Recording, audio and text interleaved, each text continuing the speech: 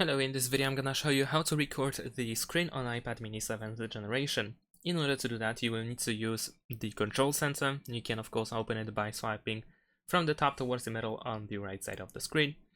Now over here you might not be able to find the screen record button at first. However, we can press this plus button pretty much in the middle in order to start editing, and then we can press add a control in order to find the screen recorder.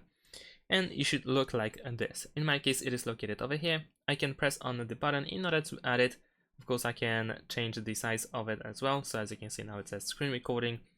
And if I tap outside anywhere, then of course I will stop editing and I can press screen recording in order to do that. Of course, we will see the countdown. And there we go. We are now recording. I can close the control center. Of course, you can do that before the countdown is done. I can do whatever I want on the screen, whatever I want to record, and once you are done, you want to open the control center once again, and then tap on the same button, and there we go. We have the information that screen recording video was saved to photos. Of course, we can also see it in the notification center. So if you want to find it, then go to the Photos app, and you should be able to find it somewhere over here.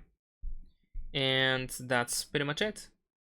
Thanks for watching, leave a like and subscribe to my channel, and see you in my next videos. Bye!